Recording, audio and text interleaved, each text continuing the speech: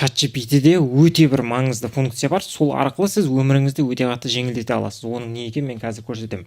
Бізде ChatGPT-де әртүрлі бір жұмыстар үшін қолдануымыз мүмкін. Мысалға айталық, сіз ұстаз болуыңыз мүмкін. Соған байланысты бір сабақ жоспарын тексеру немесе бір текстті тексеру, белгілі бір тақырыптарда мәтінді шығару керек болуы мүмкін. Әр жазған сайын сіз осы жерге әр кірген сайын сіз жазуыңыз керек, соны қайталап. Оны енді әр кірген сайын жазып отыру өте ыңғайсыз, сондықтан ChatGPT-де проект деген бар, new project. Менің оны қазір қалай қолданатынымды мен көрсетейін. Мысалға менде writing practice деген бар. Бұл проектінің мақсаты, мен ағылшын тілін қазір үйренем. Және бұл менің ағылшын тіліндегі ассистенттің рөлінде. Бұл маған бір текст жібереді, мысалға, go деп жазам. Мына жерде бір текст жібереді, мен соны ағылшыншаға аударуым керек. Одан кейін мына жерге жазам. Сол дұрыс па, дұрыс емес па, қандай грамматикалық қателер шығардым, соның бәрін маған көрсетіп береді. Яғни мен дұрыс па, дұрыс емес па дегендей.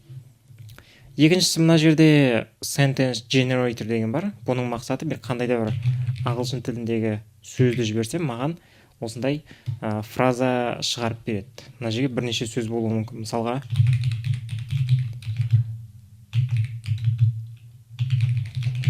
міне дәл осындай. Қайта кірген сайын мен мына жерге ChatGPT-ге жазып әуре болмаймын. Ол үшін new project дегенді басамыз. Телефонмен кірсеңіз де болады. Мына жерге проектінің атын жазамыз. Мысалға, for teacher немесе ұстаздар үшін. Мына жерге иконкасын таңдасаңыз болады. Одан кейін мына жерге егер default және project only деген бар. Дефолтты басатын болсаңыз, мына ChatGPT-дің өзінің памяті бар. Мысалға, сіз ол памятіге мен ұстазбын, осындай тілдерді білем, осындай жерде тұрам деген сияқты, соның бәріне доступ алады. Мынаны қоятын болсаңыз, ол памятіге доступ алмайды. Өзінің жеке памятімен жұмыс жасайды. Мынаны қалдырсақ болады. Create project басамыз. Жақында бұл жерде өте маңызды бір пайдалы функция қосылды. Ол sources деген мына жерге.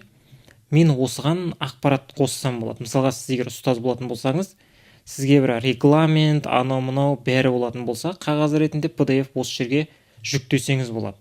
Текст ретінде қойсаңыз болады мына жерге. Қандай да бір ақпараттарды кейін мынаны қолданған кезде, мынау жасанды интеллект соны қолданатын болады кейін. Google-ден қойсаңыз болады, жүктесеңіз болады. Одан кейін мынау настройка дегенге барамыз. Project setting-ті басайық. Мына жерге инструкция деген жерге біз жазуымыз керек. Мысалға, қазақша, ағылшынша, орысша жазсаңыз болады. Негізі ағылшынша дұрыстау. Бірақ қазір біз қазақша жазып көрейік. Мен ұстазбын.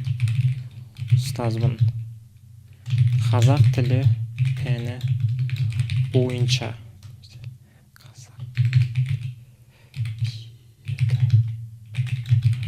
Қазақ әдебиеті пәні бойынша сенің жұмысың қазақ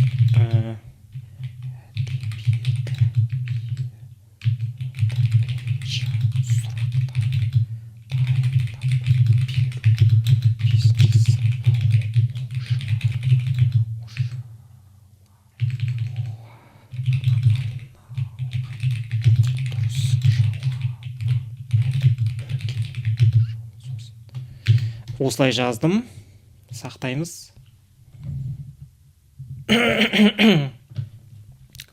Енді мына жерге кез келген бір текстті жіберейік. Баста деп мысалға. Мына жерде міне бірнеше бізге осындай сұрақтарды шығарып берді. Мысалға, қазақ әдебиетінде ақын жыраулардың шығармалары көбіне қандай тақырыпқа арналған? Бұл жерде енді қате кетуі мүмкін. Сондықтан өзіңізді тексеріп алуыңыз керек. Жасанды интеллект әрине қате жібереді. Мына жерге егер сізде кітаптар болатын болса, әртүрлі соны жүктеп қойсаңыз болады. Мына жерге кірген кезде міне ұстаздар үшін деп тұрады. Әр кірген сайын ұстаздар үшін дегенді басасыз да, баста дейсіз, болды. Сізге осы сценарий әрқашан орындалатын болады. Мысалға, міне қара сөздер еңбегі кімге тиесілі? Қара сөздерді жазған кім? Немесе Абай Құнанбаев. Күлтегін жыры қай халыққа тән? Осындай. Дегенмен тексеріп алыңыз, жасанды интеллект бұл да қате жіберуі мүмкін. Әсіресе қазақ тілінде, себебі қазақ тілінде ақпараттар аз. Жасанды интеллектте орысша көптеу, ағылшын тілінде ең көбі.